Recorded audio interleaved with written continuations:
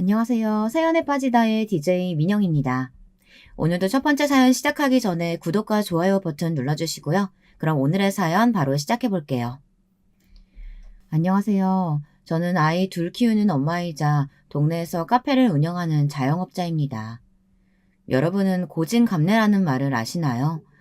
저희 친정 부모님은 어린 저희를 앉혀놓으시고 이런 말씀을 참 많이 하셨어요. 인생은 산을 넘듯 고비의 연속이지만 그래도 버티다 보면 그 끝엔 단 열매가 기다리고 있다고요. 그러니 참을성 있게 살고 성실하게 살다 보면 분명히 좋은 결과가 기다리고 있을 거라고요. 돌이켜보면 저는 친정부모님 말씀대로 꽤나 인내심을 가지고 인생을 살아왔던 것 같습니다. 마음적으로 분명 힘든 일도 많았지만 그럼에도 시간이 약이 되어 모든 게 괜찮아질 거라는 그런 믿음을 가지고 살았던 것 같아요. 그래서 지금 제가 이렇게 나름 좋은 가정을 꾸리고 살 수 있었던 것 같고요. 오늘은 허심탄회하게 소박한 제 인생 이야기도 들려드릴 겸 펜을 잡아봤습니다. 얼마 전 남편 친구 부부들 동반 모임에 갔다 생긴 일도 꼭 말씀드리고 싶고요. 끝까지 들어주시길 바랍니다. 먼저 저는 남편을 만나고 시집을 가기까지 유복한 집안에서 나고 자라 돈 걱정 없이 살았습니다. 저희 친정 부모님 중 한 분은 약사이고 한 분은 사업을 하셔서 집안엔 늘 돈이 있었거든요. 덕분에 저와 언니는 한 번도 돈 걱정을 하지 않고 학교를 다닐 수 있었어요. 그런데 그 안온함이 무너진 건 바로 제가 대학교에 재학하고 있던 시기였습니다. 어느 날 엄마께서 우는 목소리로 전화가 오셨고 상황 설명을 하시는데 제대로 알아들을 수가 없었어요. 나중에 알고 보니 저희 아빠의 사업이 갑자기 크게 빚더미에 오르면서 저희 집이 경매에 넘어갈 위기라고 하시더라고요. 정말이지 막막해졌습니다. 한 번도 가난해 본 적이 없던 저희 집이 그렇게 무너지게 될 줄은 꿈에도 몰랐죠. 저와 언니 모두 망연자실해져선 앞으로 어떻게 학교를 다녀야 할지, 아니 학교는 다닐 수 있을지 너무나 불안하고 초조했습니다. 특히 언니는 대학원까지 진학해서 박사과정을 밟을 생각을 하고 있었기에 더 힘들어했고요. 언니, 우리 집 이제 어떻게 되는 거야? 아빠도 연락 잘 안 되고 엄마도 매일 저렇게 누워만 있잖아. 모르겠다 나도. 진이야, 확실한 건 우리 둘 다 이제 각자 살 길은 알아서 찾아야 할 것 같아. 부모님께 손 벌릴 생각 같은 건 이제 접어야 돼. 언니도 아르바이트 자리 구했어. 그러니까 너도 휴학하고 일단 돈부터 벌 생각해. 어느 정도 마음을 정리했던 건지 언니는 한숨을 푹푹 내쉬면서 저런 말을 하며 마음을 단단히 먹으라고 말하곤 했어요. 그리고 당시 언니의 현실적인 말은 마치 냉수를 맞은 듯 정신을 번쩍 깨게 했습니다.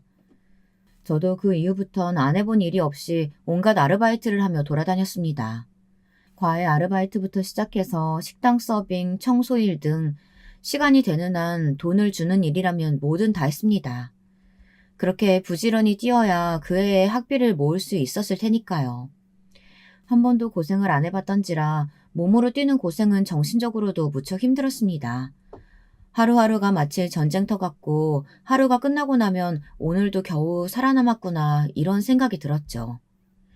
그러던 중 저는 남편을 만나게 되었습니다. 남편은 부지런히 뛰어다니는 저를 늘 안쓰러워하는 선배 중 하나였어요. 저희 집 사정이 안 좋아졌다는 걸 동기들에게 듣고는 은근히 챙겨주는 방식으로 다가오더군요. 저는 당시 연애고 뭐고 생각할 정신도 없었기에 남편을 신경 쓸 겨를도 없었지만 남편이 저에게 마음이 있다는 건 눈치채고 있었습니다. 그러던 중 남편이 고백을 해왔고 저는 당연지사 거절을 했죠. 나는 지금 누군가와 연애를 할 만큼의 여유가 없어요. 연애는 사치예요. 죄송해요, 선배. 하지만 몇 번이고 거절을 했음에도 계속되는 고백을 받아주었을 때가 바로 제가 회사에 입사를 해왔을 때였죠.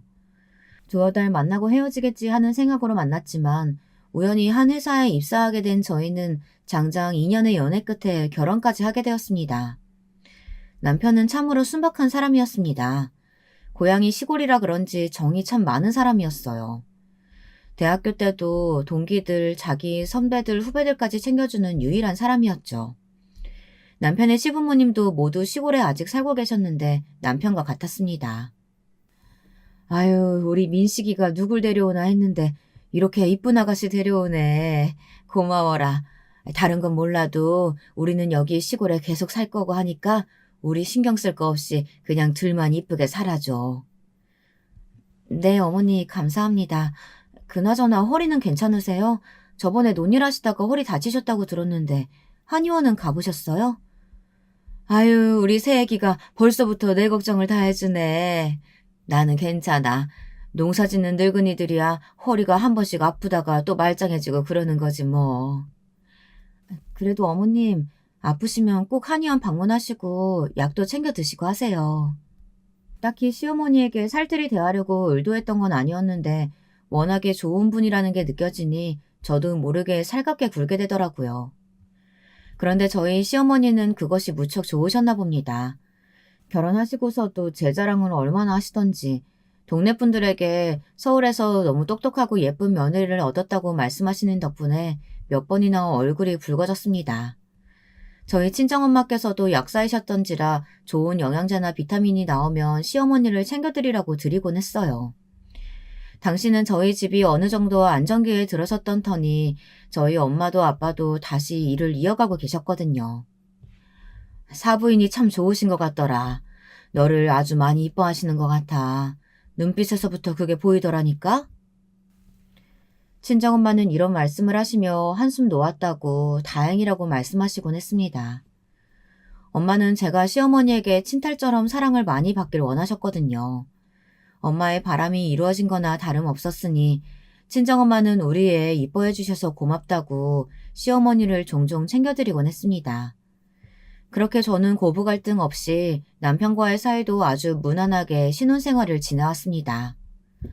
허나 인생은 하나의 고비를 넘으면 또 하나의 고비가 기다리고 있다고 하잖아요. 바로 저희 친정엄마께서 알아누우시면서 병원 신사를 지게 되신 겁니다. 늘 본인의 건강을 잘 챙기고 있다고 자부하시던 분이 갑자기 쓰러지셔 병원으로 이송되었는데 검사 결과 암이었습니다. 그것도 꽤 진행된 상태였죠. 엄마가 건강하리라 굳게 믿고 있던 저로서는 너무나 큰 충격이었습니다.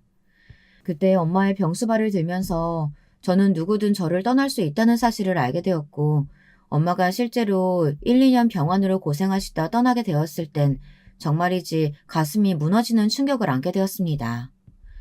엄마에게 아직 떠나지 말라는 인사도 제대로 하지 못한 채 허망하게 보내고 말았는데요. 그때 느꼈던 마음의 공허함은 이루 말할 수가 없었죠.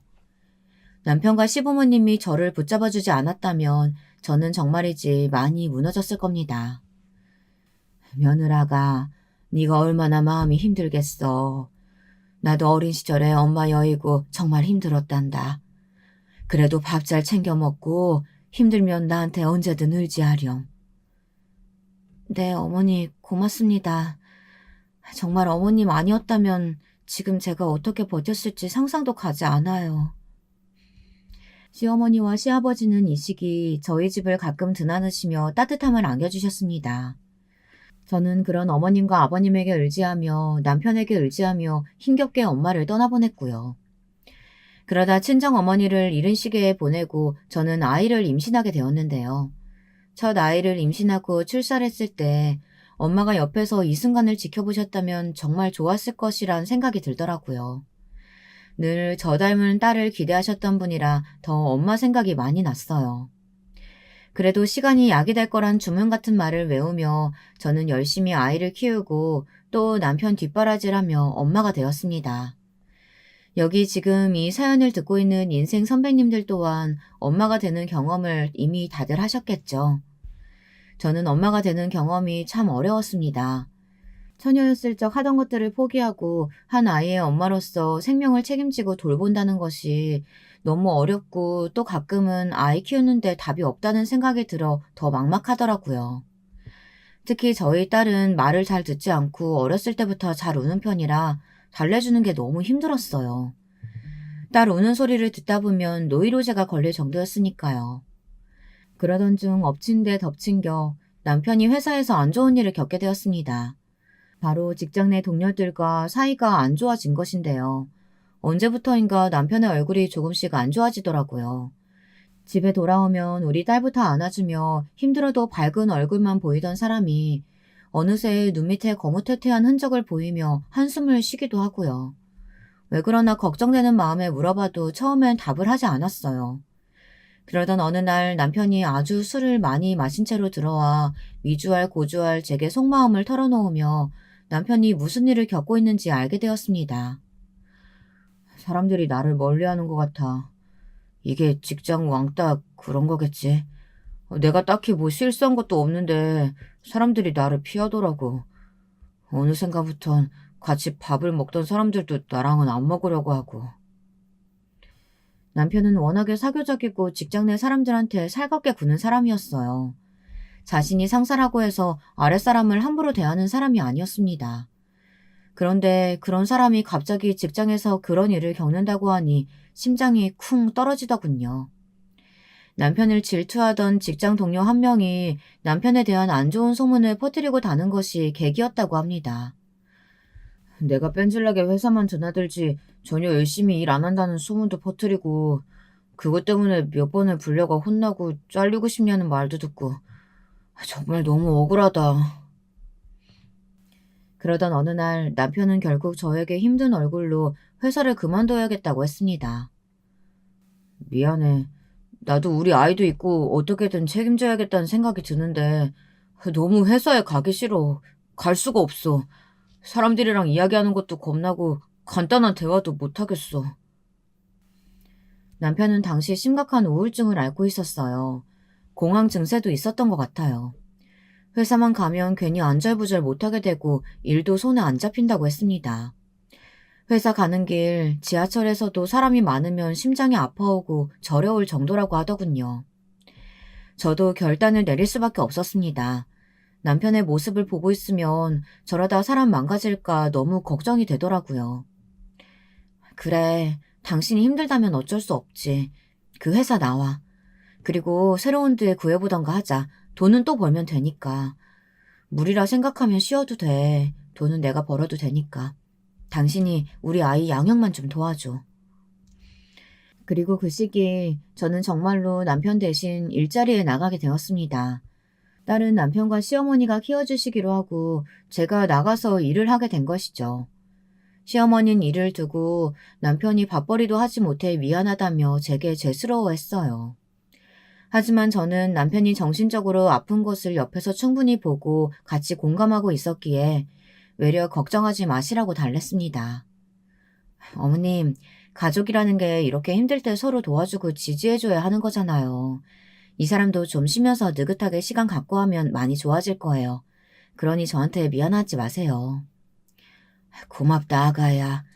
내가 참 며느리 복이 많구나. 정말이지 고마워. 나도 우리 손주 잘 돌봐주마. 저는 제가 일하는 1년 동안 남편이 집에서 조금 쉬면서 아이 돌보기만 열심히 해주길 바랬고 다행히 남편은 정말이지 그 어떤 엄마들보다 열심히 육아에 참여해 주었습니다. 딸은 처음엔 유치원에 엄마가 아닌 아빠가 자기를 데리러 오고 밥을 하는 걸 이상하게 생각했지만 점점 적응이 되었는지 이젠 아빠가 엄마보다 더 요리를 잘한다며 좋아하더라고요.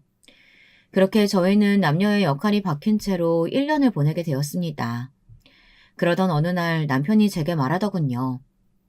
여보, 나 이제 충분히 쉬었어. 나가서 일해도 될 것 같아. 당신이 서포트해준 덕분에 집안에서 우리 딸 돌보고 지내느라 너무 편했고 행복했어. 고마워, 당신. 정말 괜찮겠어? 아직 좀 더 쉬어도 되는데. 당신 아직도 사람 많은 곳 가면 힘들어하잖아. 아니야, 나 이제 괜찮아. 당신이 내 뒤에 든든히 버텨주고 있다고 생각하니까 이젠 어느 회사 들어가도 떨지 않고 잘할 수 있을 것 같아. 나 구직할게. 저는 좀 더 쉬라고 했지만 남편은 구직을 하겠다고 떼를 썼습니다. 자신은 완전히 회복되었다고 하면서요. 남편이 괜찮다고 하니 저는 허락을 했지만 한편으론 걱정이 되었어요. 이 사람이 혹시 또 회사에 들어가서 적응을 하지 못하면 어쩌나, 혹시나 또 전처럼 안 좋은 일을 당하면 어쩌나 하고요. 그런데 다행히 회사에 첫 출근한 날 남편이 화난 얼굴로 들어오더라고요.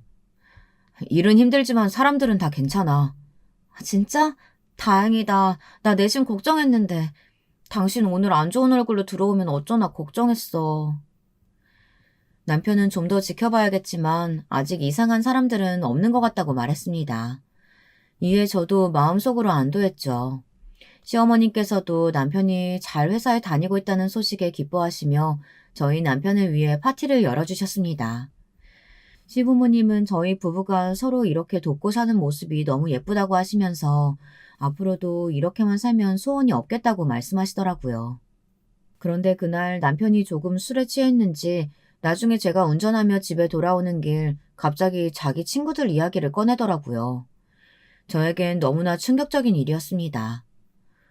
사실 당신 마음 아파할까봐 이 얘기까지는 안 하려고 했는데 나 그 우울증 겪고 힘들었을 때 말야 직장 나와서 백수로 있었을 때 애들이 날 얼마나 깔봤는지 몰라. 남자가 돈도 안 벌고 구질구질하게 그러고 있다고. 뭐? 누가? 아, 당신 그 고등학교 때 친구들? 그 사람들 얘기하는 거 맞지? 아니 왜 잘 알지도 못하면서 그런 말을 했대? 어이없어. 남편 친구들 중엔 어렸을 적부터 친하게 지낸 친구 부류가 있었어요. 사실 고등학교 때부터 친했으니 꽤나 오랜 인연을 유지한 친구들인데요. 남편은 이 친구들에게 간 쓸게 할 거 없이 다 빼주며 참 잘해주었습니다. 친구 한 명이 경제적으로 힘들다고 하면 남편이 주도해서 조금씩 돈을 모아 친구에게 전달해주기도 했고, 어느 친구 집에 경사가 있다고 하면 빠짐없이 참석해 진심 어린 축하를 해주었어요. 그런데 그 친구들이 남편 없을 때 자기들끼리 만나 남편을 그렇게나 비웃고 험담했다고 하는 겁니다. 나도 알고 싶어 알게 된 건 아닌데 그 내 제일 친한 친구 정석이 있잖아. 그놈이 말해주더라고. 나 빼고 애들 모여서 한심한 놈이다 뭐다 하며 깔보고 있었다고. 진짜 배신감 들더라. 내가 걔네들한테 어떻게 했는데. 나도 어이없다. 당신 그 친구들이랑 이제 어울리지 마. 정말 이상한 사람들이네. 자기 사정 급할 땐 당신한테 전화해서 돈 빌려달라 뭐 해달라 했던 사람들이 당신 백수 됐다고 그런 말을 했단 말이야? 저도 무척 화가 나더군요. 남편이 백수된 건 어쩔 수 없는 정신적인 아픔과 개인 사정 때문에 그리 된 건데 친구들이란 사람들이 그걸 이해해주지 못하고 뒤에서 험담이나 했다는 게 말입니다. 그리고 남편의 친구들 중 몇몇은 이미 전부터 남편을 시기하고 질투하고 있었기에 오히려 더 잘된 일이라 좋아라 했다고 합니다. 이참에 평생 푹 쉬었으면 좋겠다고 아예 별 볼 일 없는 놈이 됐으면 좋겠다고 했다네요. 세상에 아무리 야가 빠진 사람들이 많다고 해도 그렇지 참나 기가 막혀. 저는 남편이 그걸 속으로만 끙끙 앓고 있었을 거라고 생각하니 더 가슴이 아팠습니다. 그래서 남편 대신 열심히 화를 내주며 다신 어울리지 말라고 했어요. 근데 참 남편도 이럴 때 보면 성격이란 게 어쩔 수 없는 건지 자기도 다시는 어울리지 않을 거라고 해놓고 몇 달 후 그 친구들을 만나고 있더라고요. 서로 오해가 있었던 거고 이젠 다 풀었다고 하면서요. 오해라고 하니 다행이긴 했지만 정말 오해였을까요? 왠지 마음이 찝찝했습니다. 그리고 제가 둘째를 임신하고 출산해 키우고 있을 무렵 저와 남편은 조금 더 큰 집으로 옮기게 되었는데요. 아무래도 아이가 둘이 되다 보니 원래 살던 집은 너무 좁게 느껴지더라고요. 교육도 생각해서 여러 군데를 알아보던 차 서울로 올라오신 시부모님 댁 근처에 괜찮은 매물이 나왔어요. 금액대가 있었기에 고민이 되긴 했지만 그럼에도 남편과 제가 함께 일하면 충분히 갚아나갈 수 있을 거라 생각해 대출을 껴 조금 큰 평수 아파트로 이사를 가게 되었습니다. 지금까지 이렇게 괜찮은 평수의 아파트에 살아본 건 결혼하고 처음인지라 감회가 더 남달랐어요. 이사간 첫날 괜히 마음이 들뜨고 설레이더라고요. 그날 남편과 조촐하게 둘이 소주를 놓고 마주 앉아 이야기를 나누었습니다. 여보, 나 왜 이러는지 모르겠는데 기분이 너무 좋다. 우리가 그간 저축 열심히 했잖아. 열심히 일도 했고 꼭 보상받는 것 같아. 당신 그렇게 좋아? 입이 귀에 꼭 걸린 것 같네? 당신 좋아하는 거 보니까 나도 기분 좋아. 빚은 너무 걱정하지 마. 나도 회사에 완전히 적응했겠다. 승진 기회도 있으니까. 알겠어. 그래도 무리해서 일하지 말고 무리해서 일하다 아프면 병원비만 더 나와. 알지? 그렇게 저희는 웃으며 자축을 했습니다. 그런데 그때 남편이 집들이에 자기 친구들을 초대하자고 하더군요. 친구들에게도 집자랑도 할 겸 이야기도 하고 싶다고요. 그러면서 친구 중 한 명이 최근 어머니를 보내고 마음이 울적해 보인다면서 친구들끼리 모여 이야기하는 시간을 갖고 싶다고 했어요. 당신도 알지? 윤식이라고. 걔가 요즘 많이 우울해 보이더라고. 얼굴이 팍 상한 게 10년은 늙어 보인다니까. 걱정되더라. 어딜 가든 다른 사람부터 생각하는 남편이었습니다. 전에 남편이 술을 먹고 했던 얘기가 생각나서 사실 저는 약간 개의치 않긴 했지만 남편의 마음을 생각해 알겠다고 했죠. 그리고 그날 일이 벌어졌습니다. 그날은 집들이 준비를 하기 위해 아이들을 시댁에 맡기고 바쁘게 움직이고 있었는데요. 아침부터 재료를 손질하고 이것저것 요리를 하고 하다 보니 시간이 생각보다 빠르게 흘러가더라고요. 어느새 약속 시간인 오후 6시가 되어 남편 친구들을 맞이했습니다. 남편의 친구들은 하나같이 저를 반가워했습니다. 저 역시도 오랜만에 본다면서 허심탄회하게 맞아주었어요. 다들 센스있게 집들이 선물도 사왔고 모두 제가 만든 음식을 먹으며 요리 솜씨가 최고라며 치켜 세워주는 분위기가 나쁘지 않았어요. 그때 남편의 친구 한 명이 술을 꺼내들더군요. 우리 기분도 좋은데 위스키 이거 같이 깔까요? 제주씨도 사양하지 말고 같이 드시게요? 저는 술 잘 못 마시는데 한 잔만 받을게요. 남편 친구는 저도 꼭 같이 먹어야 한다며 계속 술을 부어줬어요. 이런 자리에서 거절하기도 뭐해 저도 몇 잔을 엉겁결에 받아 먹게 되었죠. 그런데 술이 오르다 보니 다들 약간 취해서인지 그때부터는 말이 막 나가더라고요. 왜 필터 없이 뇌에서 나오는 대로 하는 말들 있잖아요. 가장 취해 보이는 남편의 친구 윤식 씨가 갑자기 집안을 쑥 훑어보더니 조금 기분 나쁜 말을 하는 겁니다. 야, 너 이 집 마련하려면 뒤지게 고생했겠다. 애도 둘이겠다. 야, 성공했네, 성공했어. 아니야, 은행 거야, 은행 거. 대출 갚으려면 이제 허리가 휘도록 일해야 돼. 하기야, 그래. 네가 뭐 대기업 다니는 놈도 아니고 코딱지만한 회사 다니면서 그 월급 받는데 대출금 갚긴 힘들긴 하겠다. 남편 친구의 무례한 말에 분위기가 확 식었습니다. 저도 술이 확 깨더라고요. 남편 옆에 있던 사람이 윤식 씨를 말리며 그만하라고 했지만 윤식 씨는 계속해서 비하 발언을 했습니다. 나처럼 처가복이라도 있으면 네가 좀 낫지. 나는 우리 처가가 잘 살아가지고 그래도 사업도 하고 나 하고 싶은 대로 하고 살잖냐. 근데 너는 내가 지하주차장에서 네 차 보고 오는데 눈물이 나려고 했다. 네 사는 형편 뻔히 보여가지고 너무 구질구질하더라. 야, 세상에 차가 그게 뭐냐? 새 차 뽑을 능력이 없으면 괜찮은 중고차라도 한 대 사든가. 너도 나이가 몇 갠데 애들 보는 눈도 생각을 해야지. 요즘은 애들끼리도 부모가 못 살면 서로 왕따시키고 그래요. 집안 경제력이 그만큼 중요하다고. 야, 아무튼 열심히 살아라. 내가 얼마 안 되지만 현금 준비했다. 이거 받고 애 생각해서라도 또 회사 간두지 말고 잘 살아. 이 말에는 남편도 폭발하고 말았습니다. 너 왜 그러냐? 누가 너보고 돈 달래? 왜 갑자기 술 먹고 사람 기분을 잡쳐? 너 이러는 거 내 자존심 짓밟는 말인 거 모르고 하는 거냐?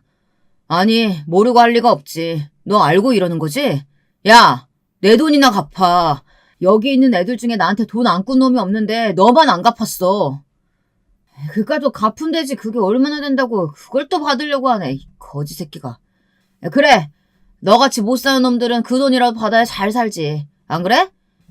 진짜 역 같아서. 야, 준다 줘. 현금 봉투 여기에 빌려간 돈 넣어줬다. 됐냐?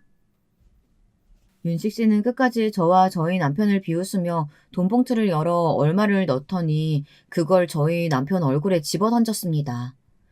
봉투에 맞은 남편은 얼굴이 벌개져 벌떡 일어났고 윤식 씨는 남편의 멱살을 잡아버렸습니다.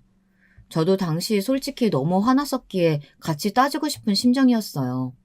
하지만 분위기가 너무 과열되어 금방이라도 주먹 싸움이 날 것 같길래 겨우 참고 남편과 윤식 씨를 떼어놓아야 했지요. 남편 친구들이 억지로 윤식 씨를 끌고 나갔고 남편은 씩씩거리며 자기 방으로 들어갔습니다. 남편은 한동안 아무 소리 내지 않았지만 저는 남편의 마음이 너무나 상했다는 걸 짐작할 수 있었습니다.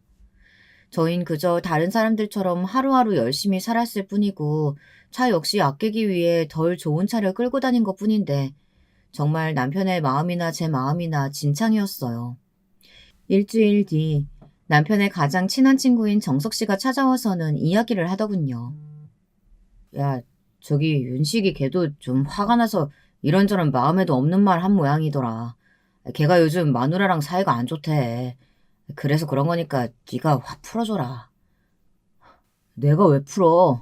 됐다. 나 이제 그놈이랑 친구 안 해.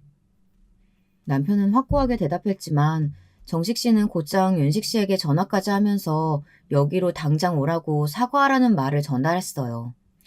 그리고 1시간 정도 후 정말 윤식 씨가 저희 집으로 찾아왔더라고요. 저 미안합니다, 재수 씨. 정말 죄송해요. 제가 재수 씨 뵐 면목이 없네요. 술에 너무 취해가지고 마음에도 없는 말을 짓거렸어요. 저 민식아 미안하다. 다 내 잘못이야. 한 번만 용서해줘라. 어? 남편은 윤식 씨를 자기 방으로 데리고 들어가 한동안 많은 대화를 나누는 것 같았습니다. 저는 솔직히 용서하기도 싫었고 남편이 저런 사람과 다시는 어울리지 않길 바랬죠. 하지만 남편은 마음이 약해졌는지 다음부턴 다신 그러지 말라는 말을 하곤 없었던 일로 하자고 하더군요. 이번은 내가 넘어갈게. 근데 너도 말하는 거 그 버릇은 고쳐야겠다. 그 조건으로 넘어가는 거야. 알겠어. 고맙다, 민씨가. 재수씨, 감사합니다. 재수씨, 제가 다음부터는 절대로 그런 말 안 할게요. 마음 상하게 해서 정말 죄송합니다.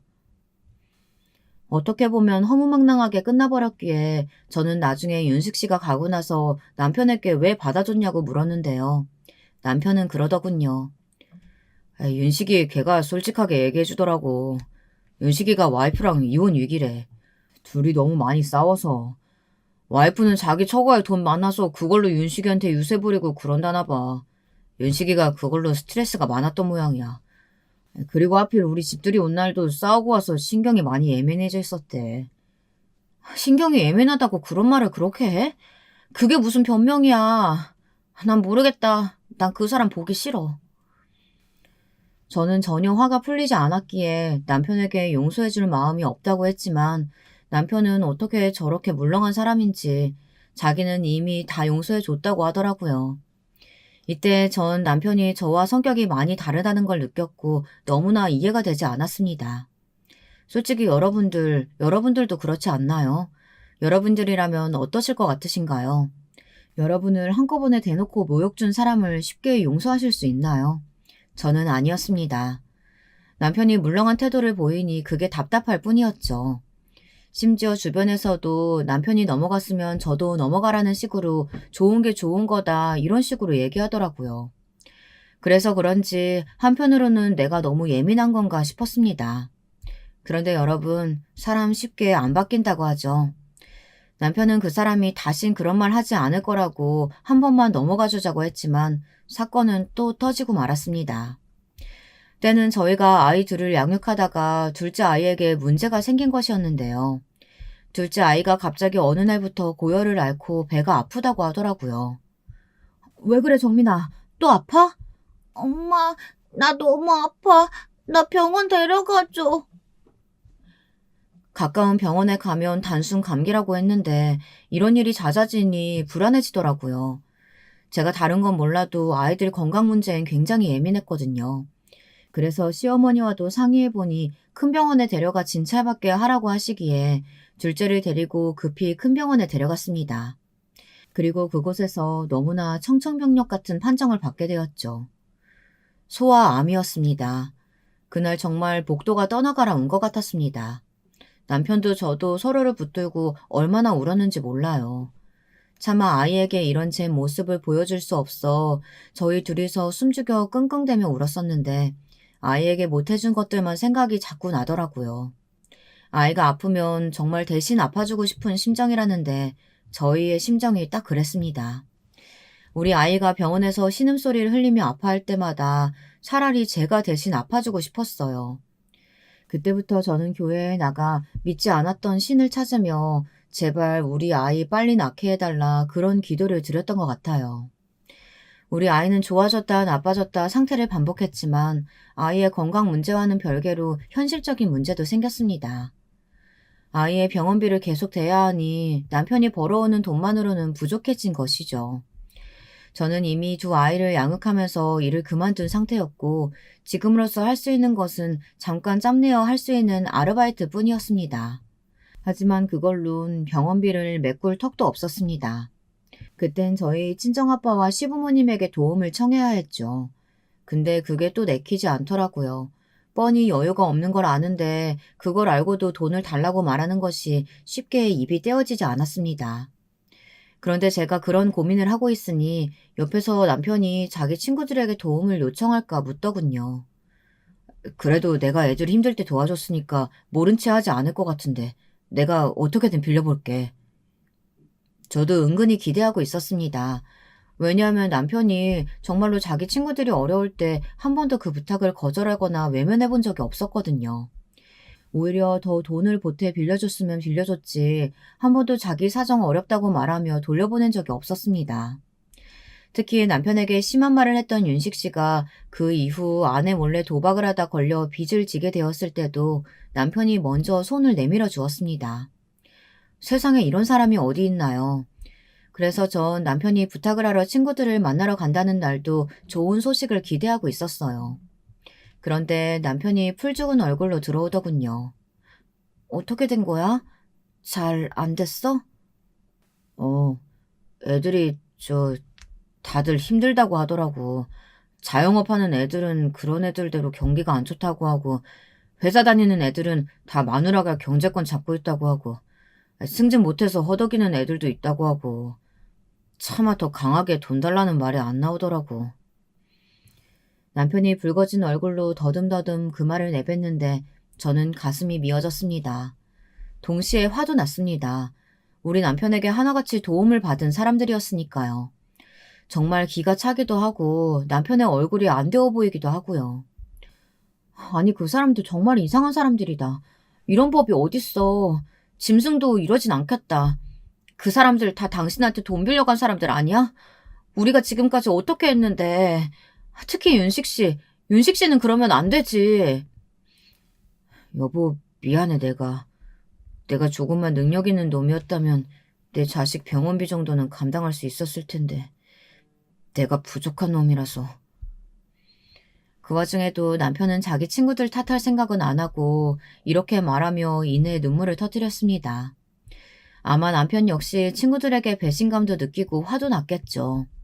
그런데 그보단 자신의 능력이 없다는 사실에 더 꽂혀 있었나 봅니다. 능력이 없어 이렇게 된 것 같다며 눈물을 터뜨리더라고요. 저 역시 당시엔 너무 화가 나서 분노의 화살을 남편 친구들에게 또 남편에게 돌릴까 하다가 남편이 꺽꺽거리며 울고 있으니 화도 못 내고 그냥 남편을 토닥여주게 되었습니다. 그리고 친정 아빠를 찾아갔죠. 아빠는 제가 대문 문을 열고 들어온 순간부터 왜 들어온지 아시는 것 같은 얼굴이었어요. 아빠, 죄송해요. 자식이 돼서 아빠 용돈 드려야 할 나이에 이렇게 돈을 빌리네요. 제가 너무 면목이 없어요. 아니야, 뭐가 미안해. 그냥 우리 손주만 생각하자. 알았지? 너도 잘 먹고 다니고 얼굴 많이 상했다. 아빠도 시부모님도 흔쾌히 돈을 대주시긴 했지만 사실 마음이 불편했습니다. 연로하신 부모님에게 도움은 못 되드릴 망정 돈을 얻어가니 마음이 영 찝찝하고 괜히 제가 죄스럽고 그렇더라고요. 이럴 거면 한 푼이라도 허리띠 더 졸라서 더 저축해 놓을 걸. 그런 별별 후회가 다 들었습니다. 그리고 이 시기에 남편도 자기 친구들과 연을 끊고 지내게 되었고요. 그러던 어느 날 남편의 친구인 윤식 씨로부터 연락이 왔어요. 저희 아이를 볼 겸 병원에 한번 찾아오고 싶다고 하더라고요. 굳이 와야 한대? 도대체 왜? 나 그 사람 얼굴 보기 불편한데. 사실 윤식 씨가 찾아올 때까지만 해도 남편 친구들 중 저희 아이를 보러 온 사람이 한 명도 없었습니다. 정말 어이없죠. 그래서 어떤 면에선 반가워해야 맞았으나 남편 부탁을 거절했던 생각이 나서 저도 말이 곱게 안 나가더라고요. 그런데 남편 말로는 윤식 씨가 어떻게든 오고 싶어 한다며 계속해서 병원을 묻는다고 어쩔 수 없이 알려줬다고 하는 겁니다. 아니 왜 나한테 상의도 없이 그랬어 당신은. 미안해. 근데 윤식이가 자꾸 오겠다고 자꾸 그러는데 나도 모르게 주소를 말해버렸네. 남편에게 불편한 마음이 불똥같이 튀어 그날 저희는 사소한 부부싸움을 하고 있었어요. 그리고 다음날 윤식 씨가 들이닥쳤고요. 윤식 씨는 혼자 오지 않았더라고요. 예상외로 자기 와이프와 함께 왔죠. 처음엔 불편한 마음에 대면대면했지만 윤식 씨는 그간 못 와서 너무 미안하다며 저희 아이를 보더니 눈물까지 글썽이더라고요. 그리고 이날 저희 아이를 한창 보다 저를 잠깐 복도로 부르더군요. 재수씨, 제가 못된 말도 하고 심기도 불편하게 해드렸는데 그날 민식이 부탁도 못 들어주고 마음이 내내 안 좋았어요. 일단 저 어렵게 마련해가지고 왔으니까 이 돈 받으세요. 네? 아니, 얼마 안 돼요. 그러니까 얼른 받아주세요. 저도 사실 처가복으로 벌어먹고 사는 사람이라 우리 와이프한테 부탁을 해야 했어요. 다행히 와이프가 괜찮다고 흔쾌히 빌려주려고 하더라고요. 아이가 아픈데 당연히 그래야지 않겠냐면서요.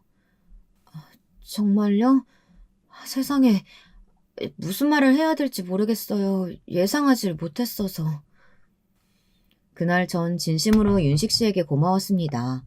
얼마 되지 않는다며 건넨 돈봉투에는 꽤나 많은 돈이 들어있었고 그 돈이면 정말 돈 걱정 없이 우리 아이를 보살필 수 있겠더군요. 남편 역시 윤식 씨에게 고마운 마음을 전하며 그간 자기 멋대로 오해하고 있었다고 언젠간 소주 한잔 하자며 잘 풀었습니다. 솔직히 그전까진 남편의 친구들 다 이상한 사람들이라고 생각하고 속으로 미워하고 있었건만 그래도 윤식 씨만은 아주 나쁜 사람은 아니었구나 하는 생각이 들었어요.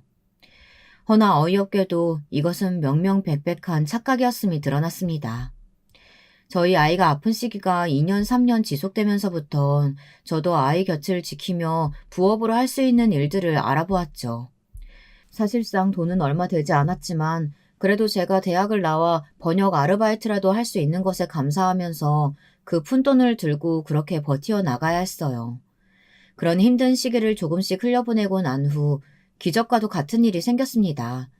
신이 저희의 소원을 들어줬다고 그렇게 믿고 싶은데요. 바로 우리 아이가 완쾌 판정을 받은 것이랍니다. 다른 여느 아이들처럼 학교에 갈 수도 있고 아프지 않고 그저 건강하게 살 수 있게 된 것이었죠.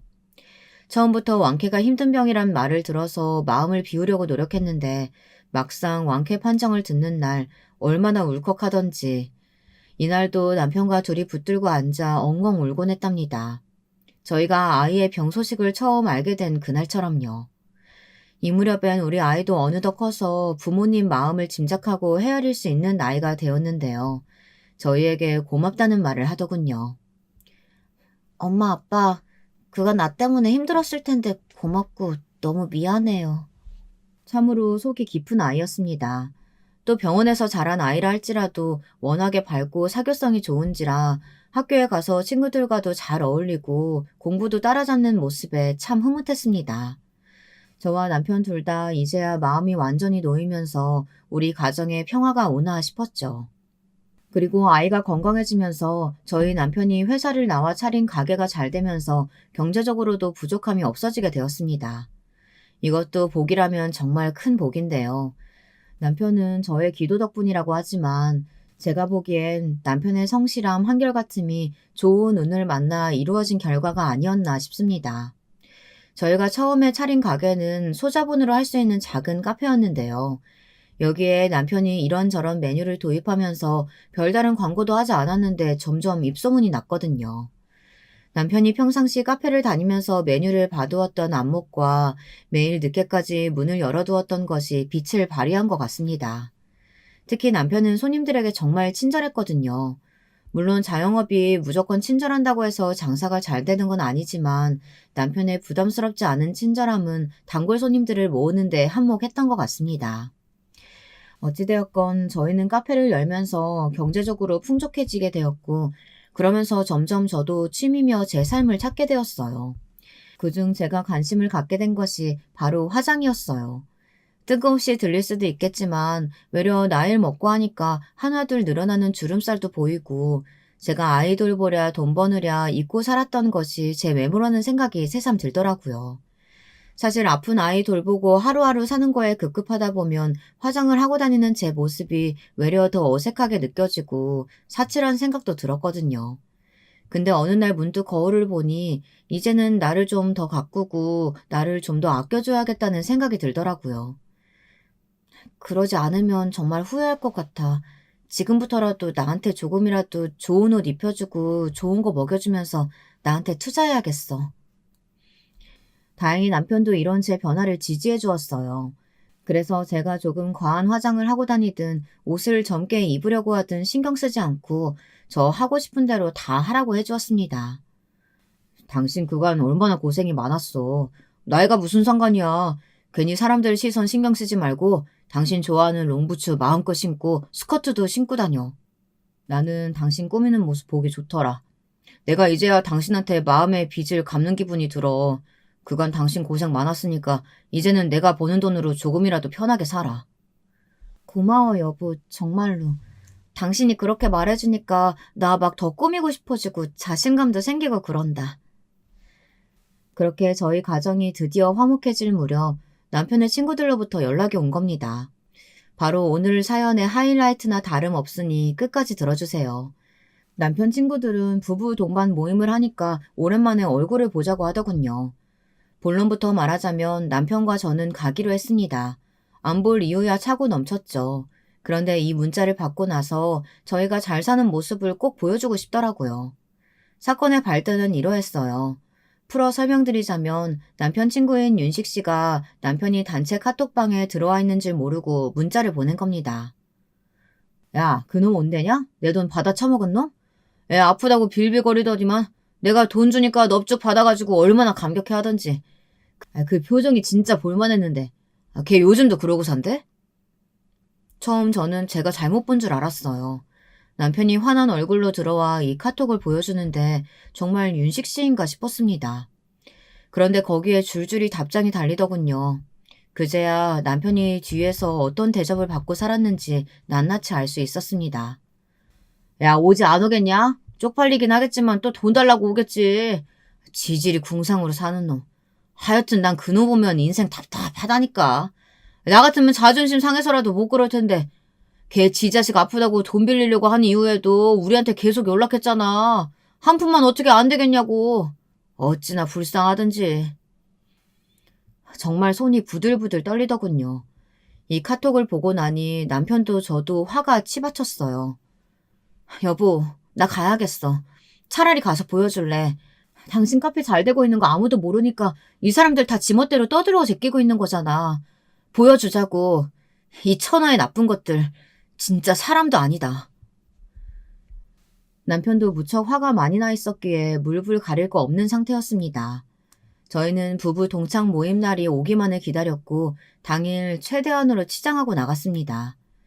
저도 꾸미는 거에 관심이 많았으니 제 개성대로 하고 나갔고 남편 역시 일부러 명품을 사입고 나갔습니다. 평소 저희가 경제적인 여유가 된다 해도 명품을 굳이 사입거나 하진 않았지만 그날은 꼭 그러고 싶더라고요. 모임 날 저희가 들어오니 반응은 대단했습니다. 어떤 반응이었냐고요? 다들 부정적인 시선으로 저희를 보고 있더라고요. 빈대 같은 놈들이 올 줄 알았는데 생각보다 빛깔이 좋고 잘 사는 듯 보이니 놀라는 반응도 있었고요. 아니, 야, 너 어떻게 뭐하고 지냈길래 저런 차를 몰고 다니냐? 뭐 별거 안 해. 카페 몇 개 하고 있어. 오랜만에 보는 남편 친구 중 한 명은 대놓고 묻기도 했습니다. 남편은 별건 아닌 것처럼 대답했고요. 그런데 남편의 대꾸에 시기 질투라도 생겼는지 몇 명은 구태여 꼬치꼬치 묻더군요. 규모가 어느 정도냐, 무리해서 사업 벌린 건 아니냐 하는 식으로요. 개중엔 마치 걱정하는 듯 하지만 남편을 어떻게든 낮추고 싶어하는 심리가 잔뜩 배어 있었습니다. 심보가 꼬여도 단단히 꼬인 인간들이었죠. 그때부터 남편도 화가 났는지 술만 조용히 먹기 시작하더라고요. 그러다 갑자기 남편 친구 와이프 중 한 명이 제게 묻더군요. 그 여자는 윤식 씨의 와이프였는데 제가 이 모임 자리에 나와 앉아 있었을 때부터 시선이 안 입고 왔습니다. 계속해서 저를 위아래로 훑어보며 뭐라 시비를 걸고 싶어하는 눈치였거든요. 원래 그런 건 본능적으로 알게 되잖아요. 저는 일부러 무시하며 조용히 남편하고만 대화하고 있었지만 그 여자는 괜히 다른 여자들과 쑥덕거리며 저를 쳐다보더군요. 그 쑥덕거림이 지나칠 정도로 다 들렸다는 게 문제였지만요. 너무 유치해서 할 말이 없었습니다. 아니, 민식 씨 와이프 이미지가 원래 저랬나? 세상에, 나이 처먹고 저게 뭐래? 주름살이 몇 개인데 저러고 다니는 거야. 동네 창피하지도 않나 봐. 그러니까, 아니, 꼭 술집 여자 같지 않아?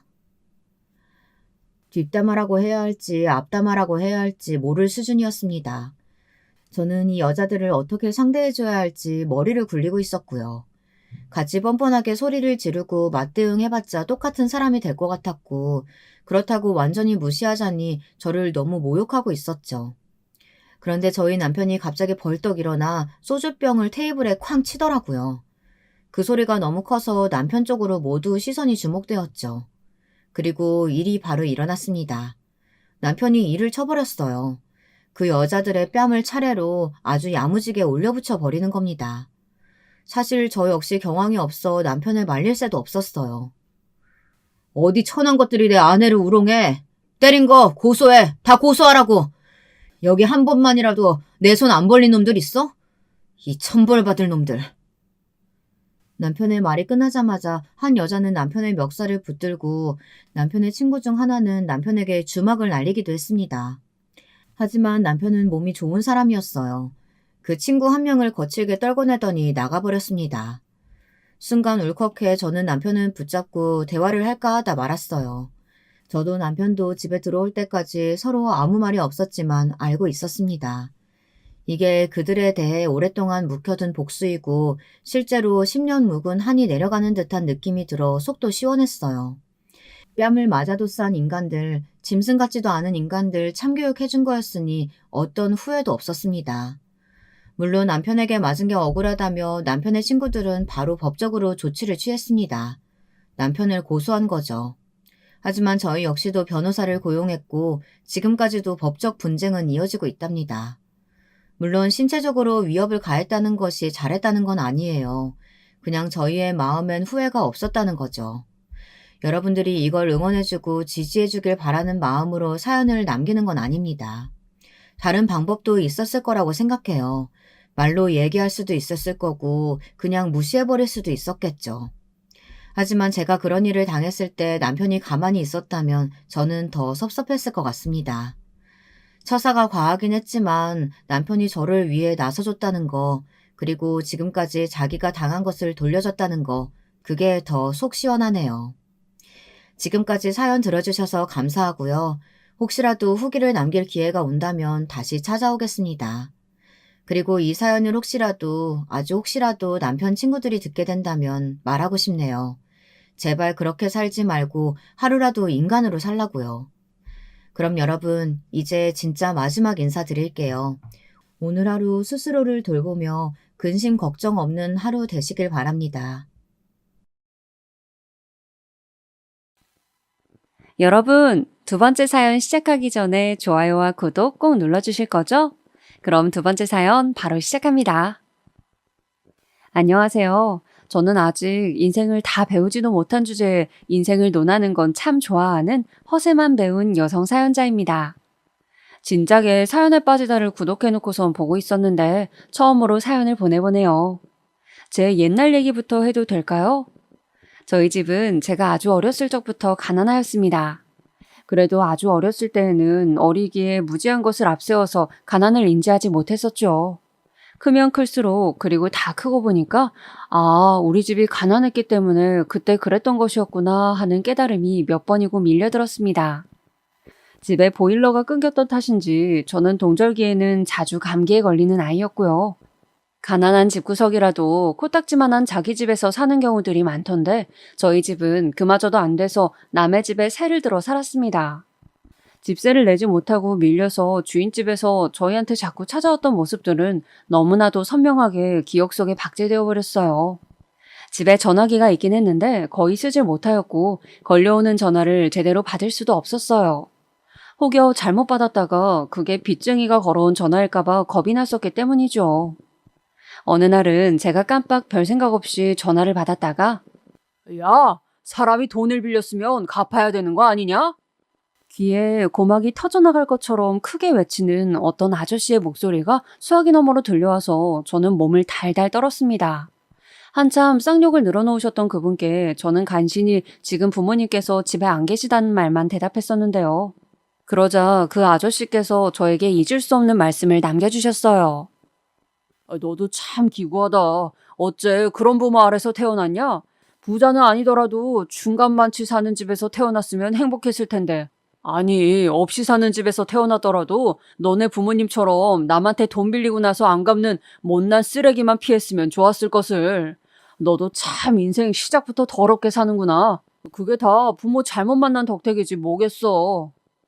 혀를 끌끌 차시면서 저에게 마치 인생의 훈계를 늘어놓듯 그런 말씀을 하셨는데 저는 너무나도 당황스럽고 서럽고 또 무서운 마음에 눈물을 흘리면서 그 소리를 듣고 있었습니다. 폭언의 내용을 이해하기에는 저는 아직 어렸던 나이였지요. 하지만 도저히 잊혀지지 않는 그 아저씨의 발언을 곱씹을 때마다 속이 꽉 막혀왔습니다. 그런 상황, 그런 환경에서 가장 서글펐던 사실이라면 저희 부모님께서는 나름 각자의 위치에서 열심히 사시는 분들이었다는 거예요. 자식인 저는 그런 부모님의 모습을 보았기에 잘 알았고 그래서 더 슬펐습니다. 가난하단 이유만으로 너무 힘들고 벗어날 수 없는 궁지에 몰려서 어쩔 수 없이 타인에게 돈을 빌리고 제때 갚지 못하고 있다는 것만으로 크나큰 죄인이 된다는 것을 어렸던 저는 자연스레 깨우치고 있었던 것 같아요. 제가 가난의 적나라한 면모를 그렇게 마주해가고 있던 시기에 겪었던 가장 속쓰린 일화는 집 근처 동네에서 친구들하고 놀고 있었을 때 당한 일입니다. 친구들하고 그냥 괜히 동네를 어슬렁거리면서 시간을 보내는 재미로 놀고 있었는데 마침 그 옆을 지나시던 주인집 아주머니께서 저를 보신 거예요. 눈이 마주쳤을 때 저는 어린 마음에 부끄럽고 민망해서 못 본 척 고개를 돌려버렸는데 그것이 아주머니의 심기를 건드리고 말았는지 어쨌는지. 참나, 집세도 판판이 밀리는 주제에 애 새끼는 왜 저렇게 풀어놓고 놀게 한담? 아유, 꼴배기 싫어. 저를 보면서 아주머니께서 큰 소리로 말씀하셨어요. 제 부모님 욕이었죠. 그러자 저랑 같이 있던 친구들이 어리둥절해서는 다 저를 쳐다보았고 저는 귓가가 터질 듯이 뜨거워졌던 것으로 기억을 합니다. 예, 너 네 아빠 엄마한테 꼭 좀 집세 내라고 말 좀 전해줘라. 알았지? 앞으로 안 그럴 거다 안 그럴 거다 그러더니만 이것 봐, 또 집세 밀렸잖아. 내가 속아주는 게 아니었는데. 아주머니께서 짜증스럽게 외치며 자리를 뜨셨고 남겨진 저는 숙연해진 분위기 속에서 친구들의 눈치를 살피느라 바빴습니다. 제 친구들이 보는 앞에서 너희 집은 정말 가난하고 수준 낮다고 집주인 아주머니께서 공개적으로 처형을 하신 것만 같아서 그날은 정말 자기 전에 혼자서 많이 울었다 했어요. 그 순간의 비참함과 저를 바라보던 친구들의 눈빛들이 결코 잊혀지지가 않았거든요. 저희 집뿐만 아니라 가난한 집들이면 의뢰 그렇듯이 부모님께서는 두 분 다 일을 나가셨기 때문에 집안일을 하는 건 자식들의 몫이었습니다. 저는 제 밑으로 동생 하나가 있는데 연년생이에요. 그래서 좋게 표현하자면 완전히 친구 같았고 나쁘게 표현하자면 서로 감정 싸움하기에 최적화된 상대였습니다. 저는 동생과 때로는 절친처럼 때로는 앙숙처럼 지내면서 어쨌거나 함께 가난 속을 헤엄쳐댔어요. 방학 때면 부모님께서는 저희를 평소에는 왕래도 거의 안 하는 친척집이라든지 혹은 사이가 괜찮은 지인의 집에 맡겨두시곤 하였습니다. 그런 시간들을 겪으면서 저나 동생이나 참 눈칫밥을 많이 먹었어요. 그래서 지금도 누가 저를 싫어하는 눈치를 보이면 그걸 귀신같이 빨리 알아차립니다. 그런 쪽으로는 눈치가 기가 막히게 발달하였죠.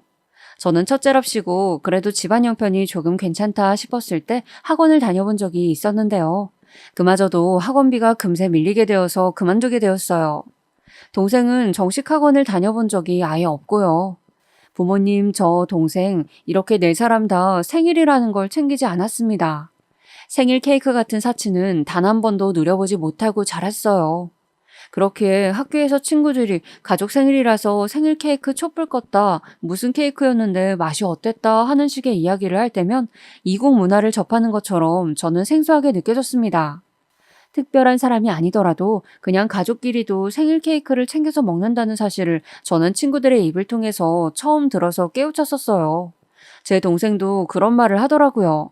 친구 집에 초대받아서 놀러가 보고는 깜짝 놀랐다고 말이죠. 집에 도시가스가 있다는 것, 넓은 거실이 따로 있다는 것, 화장실이 쾌적하다는 것, 가족끼리 함께 저녁 식사를 꼬박 챙겨 먹는다는 것. 이런 풍경을 보고 동생은 놀라움도 느꼈고 슬픈 감정도 들었다고 했어요. 지금은 흔하게 널린 햄버거, 치킨, 피자 이런 음식들을 가난해서 어렸을 때 먹어보지 못하였습니다. 방학 때 친척집에 며칠 얹혀 살 때 짜장면을 먹어볼 수 있었던 게 호사였고, 마찬가지로 부모님의 지인 집에 잠시 얹혀 지냈을 때 볶음밥 위에 커다란 계란 부침을 올려서 먹어볼 수 있었던 것이 큰 기회였죠. 주인집의 아들이 햄버거를 먹는 모습을 우연히 본 이후로는 그게 그렇게나 먹고 싶어졌어요. 어린 마음에 저는 가장 믿을만하고 친한 친구에게 가서 햄버거는 돈을 얼마나 줘야지 살 수 있어? 내가 돈을 얼마나 벌어야 햄버거를 사 먹을 수 있을까? 이런 질문을 했더랍니다. 그 친구는 꽤 모범생이었고 성격이 묘하게 엉뚱한 구석이 있었는데 제 질문에 한참 고민을 하더니만 수업이 다 끝나고 하교할 때가 되어서야 저한테 자기 나름의 생각을 주더군요.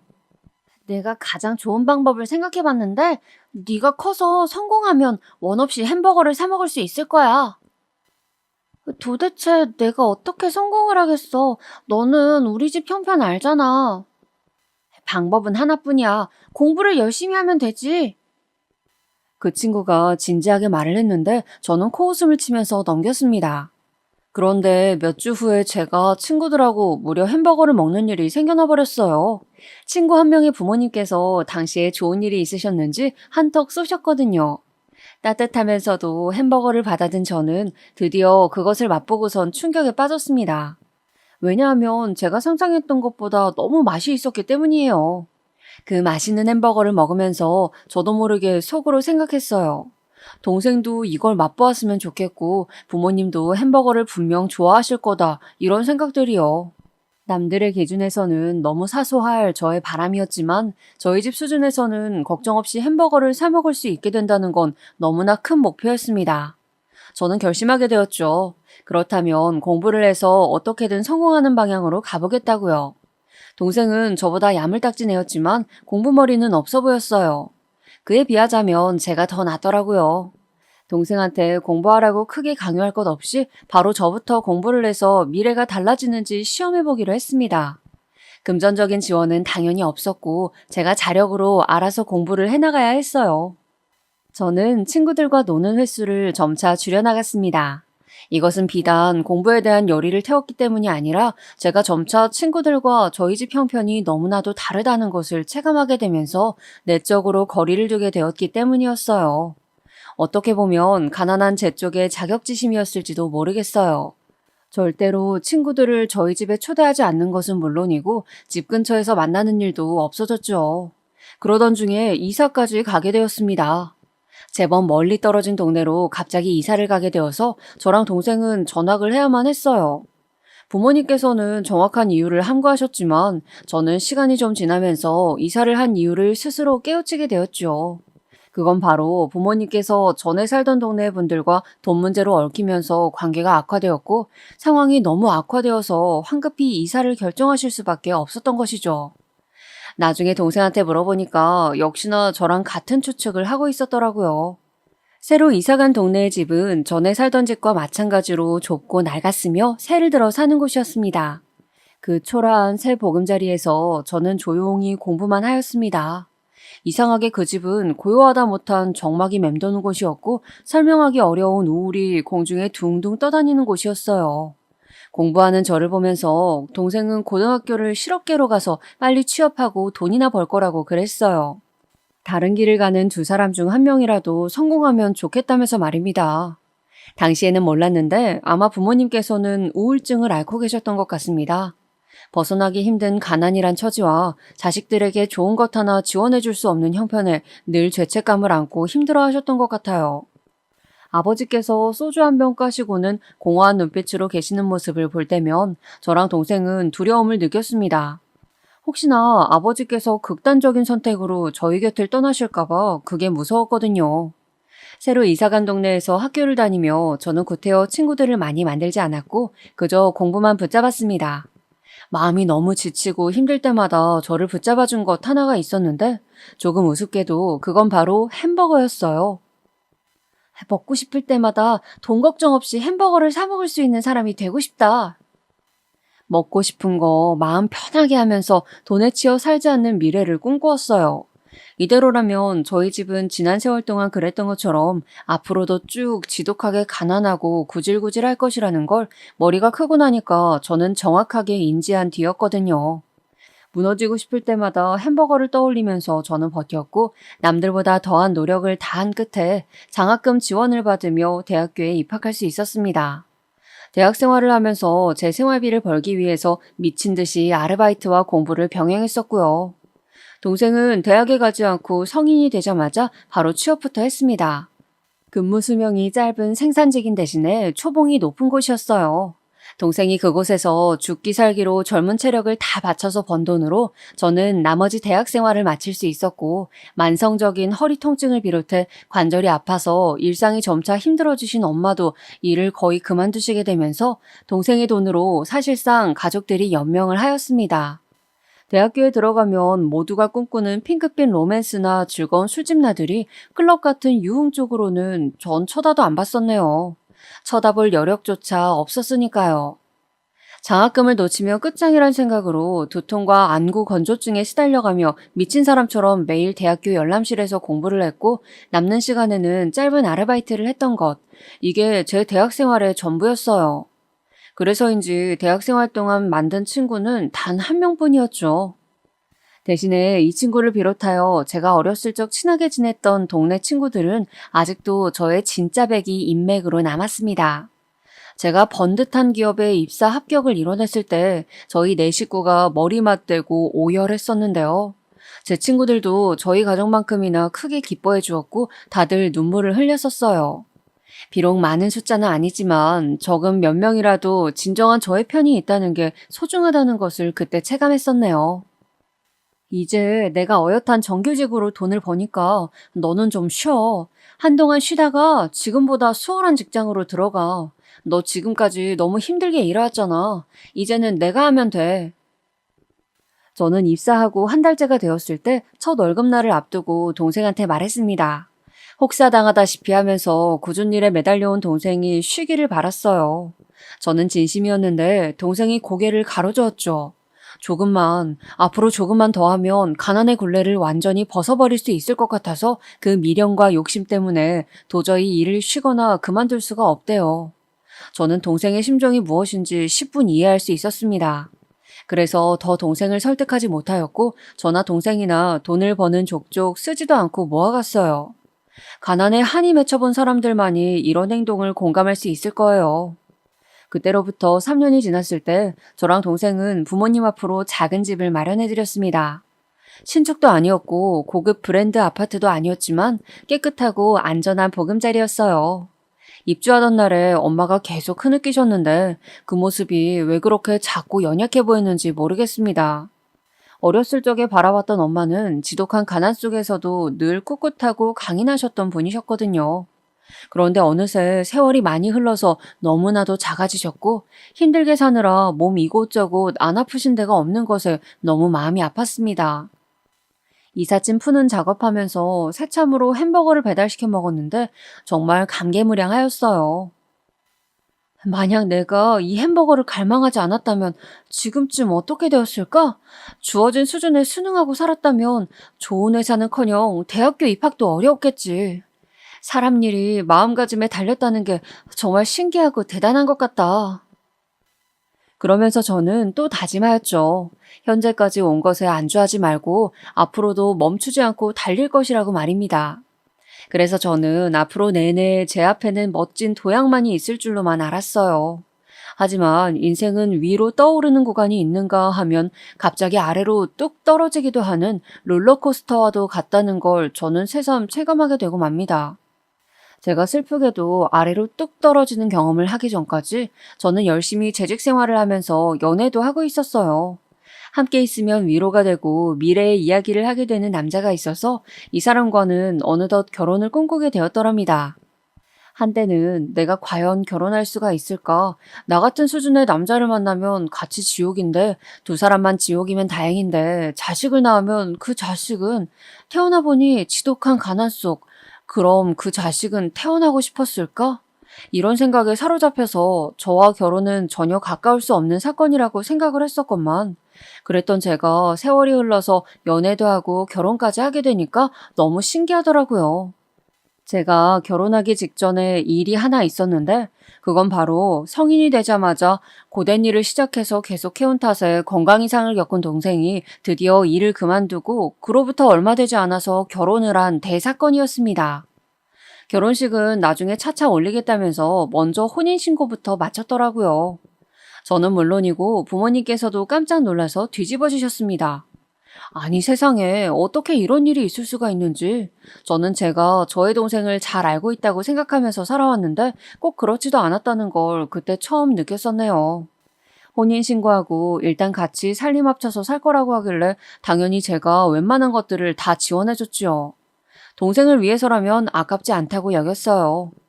갑작스러운 동생의 결혼 때문에 제가 수중의 돈을 왕창 써버리고 나서야 조금은 아차 싶었던 게 저 역시도 당시에 남편하고 결혼 얘기를 진행하고 있었기 때문입니다. 그런데 제가 남편하고 이런저런 조율을 끝내기도 전에 동생한테 앞뒤 재지도 않고 돈을 팍팍 써버렸던 거였죠. 제가 남편한테 이실직고를 했었는데 그런 저를 남편은 선뜻 이해해 주었어요. 가난에 한이 맺혀서 자란 저희 집 사정을 남편은 들어서 대강 알고 있었기 때문에 포용을 해주더라고요. 그래서 저는 이 남자라면 정말 믿고 내 남은 인생을 걸 수 있겠다는 생각이 들어서 결혼을 확 서둘러 버렸습니다. 원래 같았으면 좋기 6개월 뒤에야 했을 결혼을 빨리 앞당겨 버린 것이었죠. 결혼한 뒤로 제가 몇 달 지나지 않아서 일을 그만두게 되었어요. 그 아까운 직장을 가벼운 마음으로 그만둔 것은 절대 아니었고 다름이 아니라 제가 첫 임신을 했었는데 자잘한 몇 가지 사건을 겪으면서 스트레스가 심했던 탓인지 유산이 됐었거든요. 그리고 나서 다시 임신이 되었는데 제가 직장 다니는 게 너무나도 불안하다면서 남편이 퇴사를 종용하였습니다. 그래서 저는 남편의 뜻에 따라서 결국 직장을 나올 수밖에 없었어요. 애지중지 태교를 하면서 뱃속의 생명을 세상에 탄생시켰고요. 그런데 참 이때부터 하늘도 무심하다는 소리가 계속 나왔던 게 제가 출산 후에 많이 아팠어요. 사경을 헤매기도 했었을 정도로 심각하였습니다. 정말 간신히 기적적으로 건강을 회복한 이후로는 기가 막히게도 저희 아이가 아팠어요. 하루 24시간을 꼬박 아이한테 매달려 있어야만 했고요. 남편은 사업에 뛰어들고 중요한 때를 보내고 있었기에 제가 독박 육아로 아이를 돌보며 집안일을 했습니다. 어디를 함부로 나가볼 수도 없었어요. 이렇듯 끊임없이 몰아치는 시련 속에서 말도 못하게 힘들었던 시기였었네요. 한 2년을 그렇게 나 죽었다 생각하고 참으면서 살다 보니까 점차 숨통이 트이는 시기가 찾아왔습니다. 그러면서 내심 씁쓸하기도 하였어요. 밖에 나가서 한 달 50만 원씩이라도 벌어오고 싶었어요. 사람들 사이에 섞여서 일을 하고 싶었던 게 본심이었지만 상황이 따라주지 않았죠. 그런데 아이가 초등학교에 들어가면서 남편의 사업이 위기를 맞게 됩니다. 이제는 상황상 제가 푼돈이나마 벌어와야 하게 되었던 거예요. 시댁이 워낙 멀기 때문에 저는 친정부모님께 먼저 연락을 드렸습니다. 부모님의 건강이 좋지 않아서 아이를 맡겨두는 건 그동안 상상조차 못 해봤었건만 제가 드디어 그런 부탁을 드려보게 된 거예요. 엄마께서 저희 집으로 출퇴근을 하듯이 와주셔서 아이를 봐주신다면 가장 좋겠다는 생각이 들었고 그대로 말씀을 드렸는데 저는 이때 충격적인 사실을 접하고 맙니다. 한참 머뭇거리시던 엄마께서 저한테 이런 소리를 하시는 거예요. 네 아버지 상태가 예전 같지 않아. 너는 가끔 와서 짧게 보고 가니까 잘 몰랐겠지만 특히 최근 들어서는 더더욱 예전 같지 않다는 게 느껴지네. 아니 엄마, 그게 무슨 말씀이세요? 엄마가 아버지 옆에 꼭 붙어 있으셔야 한다는 이유가 그거예요? 암만 해도 제 눈에는 아버지 거동이 불편해 보이진 않았는데. 그런 것이 아니라 네 아버지 말이다. 아무래도 치매가 시작된 것만 같아. 네? 엄마 치매라뇨? 아버지 연세에 벌써 치매라뇨? 그건 말도 안 되잖아요. 너무 가혹하잖아요. 이럴 수는 없는 거잖아요. 어떻게 치매가 올 수 있어요? 저는 상황을 부정하고 싶은 마음에 절대 아닐 거라고 그런 말씀을 드려봤지만 그건 엄마의 마음을 더 아프게 만드는 쓸데없는 짓이었습니다. 이미 엄마는 아버지의 상태를 실시간으로 눈치채고 계셨으니까요. 자식들에게 또 짐을 지우게 되는 슬픈 소식을 빨리 알리고 싶지 않으셔서 함구하고 계셨대요. 너무 힘들게 살아오셨던 전적 탓에 치매 증세를 겪게 되신 것 같아서 저는 자식으로서 아버지께 죄송한 마음이 들었습니다. 동생 쪽도 어쩌다 보니 사정이 좀 안 좋게 되어서 그쪽에 부탁을 할 수는 없었고 결국 저희 아이는 학원과 동네 이웃집을 병행하면서 돌봄을 받기로 하였습니다. 저는 일을 나가기 시작하였고요. 사무직 아르바이트와 시식 판촉 아르바이트를 하면서 평일과 주말을 가리지 않고 일을 하며 시간을 보냈습니다. 그렇게라도 사회생활을 하니까 심신은 고단한데 왠지 모를 충족감은 들더군요. 돈이 벌리는 것에는 즐거움을 느꼈어요. 제가 본격적으로 밖에서 돈을 벌며 지내고 있다고 하니까 친구들은 하나같이 저한테 정식 일자리를 구하는 게 낫다는 의견들을 주었습니다. 비록 경력이 단절된 지는 오래되었지만 이만하면 아주 늦은 것도 아니고 한 살이라도 더 어릴 때 입사를 해두라는 것이었어요. 듣고 보니까 솔직하더군요.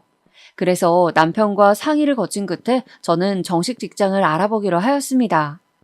지원할 회사 목록을 정리해서 이력서를 쓰는 동안 코피도 한번 터뜨렸어요. 너무 집중을 해서 그랬었나 봅니다. 그만큼 간절하게 욕심나는 회사들이었거든요. 무조건 되기만 한다면 대박인 곳들이었기에 제가 합격한 확률은 현저히 낮기도 하였습니다. 그런데 입사 지원을 넣은 곳들 중 딱 한 곳에서 서류 합격 연락을 받았어요. 그래서 면접을 따로 보러 가게 되었죠. 바로 이 면접 당일에 저는 황당한 일을 겪고 맙니다. 자차를 끌고 면접 장소인 지원회사를 가는 길이었는데 제가 우회전을 하려고 기다리는 중이었어요. 도로에 차가 꽉 차서 직진 차량이 앞에서 안 빠지는 바람에 우회전을 하려는 차들도 신호에 따라서 가만히 대기 중인 상황이었습니다. 시간이 여유롭게 남아서 걱정은 없다는 생각을 제가 하고 있던 그 찰나에 갑자기 똑똑 하면서 오른쪽 뒷좌석 창문을 누가 두드리는 거예요. 깜짝 놀라서 돌아본 제가 우선은 그쪽 창문을 내렸습니다. 왜냐하면 제 차의 창문을 두드린 사람은 잘 차려입으신 할아버지이셨거든요. 순간적으로 길을 물어보시려나 보다 싶어서 창문을 내린 거였는데 다음 순간 할아버지께서 내뱉으신 질문에 저는 제 귀를 의심하였습니다. 거 장부동 쪽으로 갑니까? 네? 일단 그쪽 방향으로 가기는 하는데요. 어르신 뭐 때문에 그러세요? 제가 얼떨결에 대답을 하자마자 할아버지께서는 차문을 열고 냉큼 올라타셨습니다. 저는 완전히 이 어이가 없는 상황에 압도당해서 할 말을 잃어버렸죠. 기사님, 일단 장부동 백면 사거리 쪽으로 가주이소. 할아버지께서 그렇게 말씀하신 순간 제 머릿속에서는 혹시 택시랑 순간적으로 혼동하셨나 하는 생각이 스쳤습니다. 저도 예전에 택시인 줄 알고 정차되어 있던 어떤 차량의 뒷문을 잘못 열어본 전적이 있었거든요. 아니, 아무리 그래도 내가 택시기사로 보이기에는 너무 젊은 나이 아닌가? 옷도 면접 복장인데. 저는 당황스러웠지만 신호가 바뀌어서 차가 빠지고 있었기 때문에 일단 출발할 수밖에 없었습니다. 별일을 다 겪는다는 생각으로 어느 정도 가다가 할아버지를 내려드릴 계획이었어요. 저기 어르신, 이게 택시가 아니거든요? 잘못 착각하셨죠? 저기 보이는 횡단보도 쪽에서 내려드릴게요. 여기가 대체 어디고? 내가 언제 여기까지 와버렸는지를 모르겠네. 집사람이 많이 아픈데 당장에 빨리 집에 내가 들어가 봐야 하는데 아유 이거 일 났네. 제 목소리가 들리지 않으시는 건지 할아버지께서는 창밖을 내다보시면서 불안한 어조로 계속 중얼거리셨습니다. 번듯하게 잘 차려입으신 정장 차림에다가 중절모까지 쓰고 계셨는데 저는 그런 멀끔한 차림새와는 전혀 어울리지 않는 한 가지가 할아버지에게 있는 것을 발견하곤 흠칫 놀랐습니다. 왜냐하면 재킷 안쪽으로 목걸이 수첩이 보였기 때문이에요. 저는 다음 신호에 걸렸을 때 뒤로 손을 뻗어서 할아버지께 그 수첩 좀 잠깐 보겠다고 하였습니다. 뭔가 직감 같은 게 있었거든요. 수첩 맨 앞장에 이름, 주소, 전화번호 2개가 적혀 있었어요. 어르신, 실례지만 혹시 어디 편찮으세요? 그걸 기사 양반이 어찌 알아요? 뇌졸중 때문에 고생했다고 내 이마짝에다가 글이 적혀 있던가요? 가만 들어보니까 할아버지께서 말씀하실 때 발음이 좀 어눌하였고 차에 탈 때부터 계속 머리가 아프신지 인상을 쓰고 계시는 게 보였어요. 저는 운전을 하면서 할아버지께서 평범한 상태가 아니라는 결론을 내리고는 고민에 잠겼습니다. 차에 올라타실 때 크게 휘청거리면서 타셨던 것도 마음에 걸렸고 혼자 중얼거리시면서 밖을 보며 하시는 말씀들도 내용이 예사롭지 않았고 치매 증상을 가지고 계신 게 분명하셨어요. 갑자기 제 친정아버지가 생각이 나면서 저도 모르게 울컥해지고 말았습니다. 나 살기도 벅차고 힘들다고, 나는 부모님 당신들에게 할 만큼 하였다고, 이런 생각으로 은근하게 아버지의 치매 문제를 외면하고 뒷전으로 밀어두었던 제 모습이 사실 비겁하다는 걸 저는 스스로가 알고 있었어요. 면접 준비를 하면서도 내내 그게 마음에 걸렸는데 때마침 너무나도 멀끔하게 차려입으신 것과는 달리 어딘가 몸도 불편해 보이시고 치매인 것 같아 보이는 할아버지를 맞닥뜨리게 되니까 속에서 걷잡을 수 없는 착잡함이 올라오는 겁니다. 이래가지고 내가 면접이나 잘 볼 수 있을까? 시간을 보니까 할아버지께서 말씀해 주신 그쪽으로 갈 경우 면접은 사실상 포기해야 될 것 같았어요. 그런데 그런 생각을 하고 있던 저의 귀에 할아버지께서 우리 아픈 집사람 지금 나만 오매불만 기다리고 있을 텐데 큰일 났네. 내가 어쩌다 먼 데까지 와버렸노? 여기가 대체 어디야? 한숨처럼 혼잣말을 하시는 소리가 들려온 겁니다. 저는 할아버지께 정확한 주소를 아시냐고 여쭤보면서 차를 틀었습니다. 면접은 깔끔하게 포기하고 대신 이 할아버지를 안전하게 댁으로 모셔다 드리는 임무를 수행하기로 하였죠. 나는 어차피 그 회사에 들어갈 운명이 아닌가 보다. 그렇게 생각하자. 저는 할아버지께서 초기에 말씀하셨던 위치에 도착한 이후로도 한참을 헤매야 했습니다. 막상 그 부근에 도착을 하니까 할아버지께서 갑자기 자신 없는 표정으로 당황하시면서 어디가 어딘지 헷갈려서 죽겠다는 말씀만 해대셨거든요. 그 동네를 차로 얼마나 돌았는지 몰라요. 결국 파출소에 들러서 할아버지 댁이 어디인지 찾는 도움을 받았고요. 한참을 시간을 보낸 끝에야 저는 할아버지께서 댁으로 향하는 길목 입구에 내리실 수 있도록 해드렸습니다. 아이고 이걸 어째? 이 돈 가지고는 여기까지 온 택시비에 못 미칠 것 같은데. 어르신 괜찮아요. 돈 안 주셔도 돼요. 안전하게 댁으로 돌아가시게 되었으면 그걸로 다행이죠. 젊은 양반이 참으로 마음씨가 곱기도 하지. 그런데 내가 남한테 빚지고는 못 사는 성격이라 어디 연락처라도 남겨주시오. 내가 반드시 살해를 할 테니까. 아유, 안 그러셔도 된다니까요. 저 굳이 돈 안 받아도 돼요. 그러니까 얼른 댁으로 가보세요, 어르신. 제가 극구 사양을 해도 할아버지께서는 완강하셨어요. 버티고 계신 것에 제가 별 수 없이 가방 속에서 펜을 꺼내다가 할아버지 목에 걸고 계신 수첩의 맨 뒷장에 제 번호를 적어드렸습니다. 노인네 놀려 먹으려고 가짜로 적은 건 아니죠? 네, 어르신. 가짜로 적을 생각도 못하는 바람에 진짜로 적어버렸어요. 할아버지께서는 제가 적은 숫자를 빤히 내려다보시더니 이름도 남겨달라고 하셨습니다. 저는 조금 망설이다가 별로 예쁘지도 않은 촌스러운 제 이름 석자를 지어드렸죠. 나중에 연락이라도 오면 통화나 하고 말아야겠다는 그런 얕은 생각만 했을 따름이었습니다. 어르신 보니까 이상하게 저희 친정 아버지 생각이 나서요. 좀 울컥하고 그랬네요. 제가 요즘 사는 게 정말 고단하고 힘든데 어르신 모셔다 드리면서 제가 오히려 좋은 기운을 받은 것 같아요. 부디 건강하세요.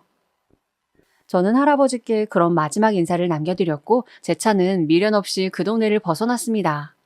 살면서 누구라도 한 번쯤은 겪을 법한 수준의 황당한 일화라고 치부했어요. 제 딴에는 나름 선행을 베풀었다는 고향감도 느꼈고요. 이때의 일은 시간이 조금 지났을 때 제 안에서 희미해져 버렸고 면접을 불참하느라 기회를 날려버렸던 회사 대신에 저는 그보다 못한 수준의 작은 회사에서 그 후로 입사를 하여 일을 다녔습니다. 그리고 제가 직장 생활을 한 지 1년이 되지 않았을 때 남편의 사업은 결국 완전히 폭삭 망해버렸어요. 신용카드도 빚 폭탄을 맞았고 일단 차부터 팔아야만 했습니다. 적금이며 펀드며 전부 다 해지해서 빚 갚는 데 쏟아버렸고 집은 작은 곳으로 이사를 갔죠. 월세살이를 시작하면서 저는 헛웃음을 토해냈습니다. 인생이란 이토록 굴곡진 것이구나 하는 허망함과 무력감이 저를 지배했던 것 같아요.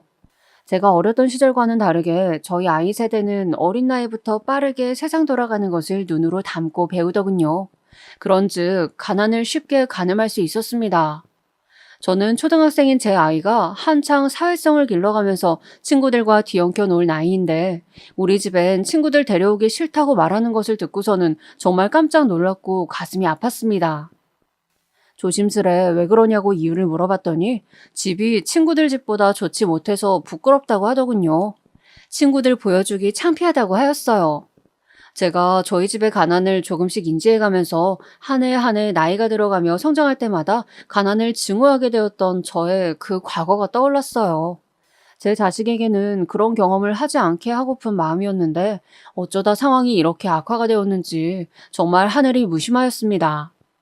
너무나도 괴롭게 버티는 나날이었지만 결혼 전에 제가 동생한테 돈을 다 써버렸을 때 그걸 무던하게 이해해 주었던 남편의 모습이 떠올라서 저도 의리를 지키고자 하였어요.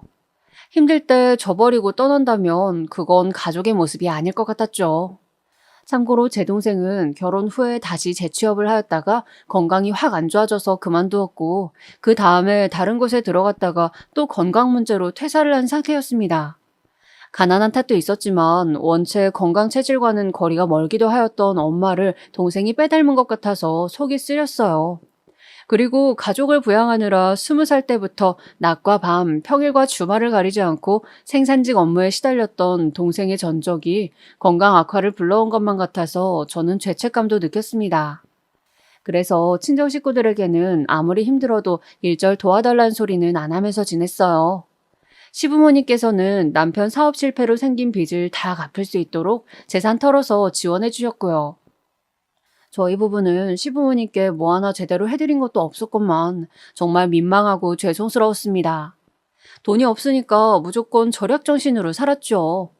옷이랑 신발 사는 것도 무조건 아이 것만 구입했고 저나 남편은 외투 한 벌을 허투루 못 샀습니다.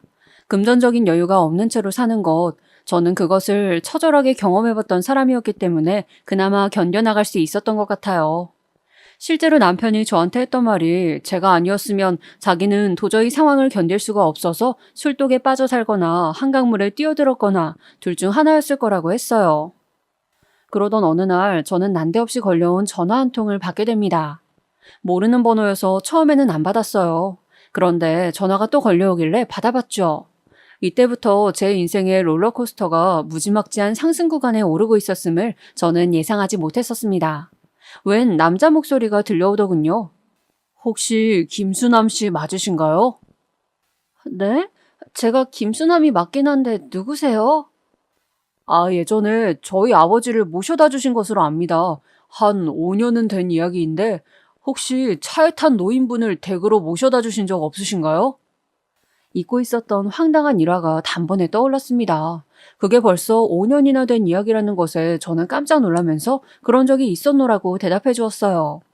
저에게 전화를 주신 그 남자분은 예전에 제 차를 택시로 오인하셨던 할아버님의 아드님이셨습니다. 저는 놀랍고도 반가운 마음에 어째서 5년이나 흘러 저에게 이런 전화를 주시게 된 것인지 그 이유를 들어보았어요. 할아버지께서는 3년 전부터 극심해진 치매와 체력 저하 등으로 시설에 입소해 지내고 계시는 중이라 하였습니다.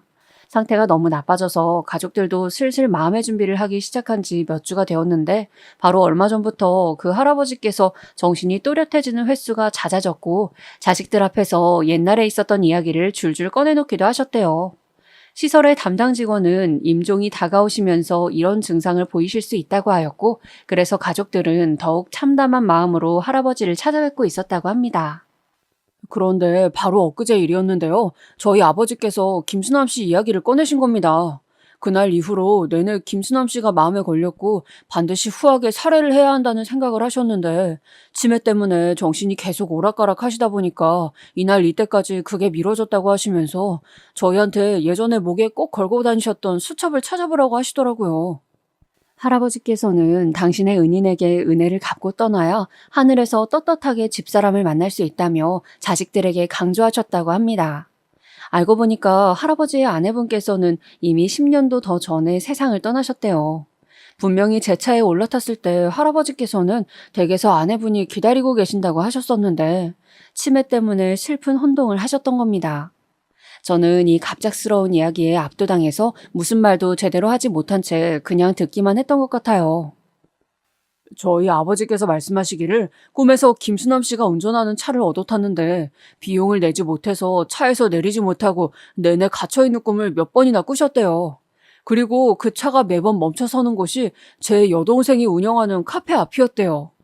저희 아버지 치매가 심해진 이후론 꿈꾸셨다는 이야기를 하시는 걸 처음 들어봤거든요.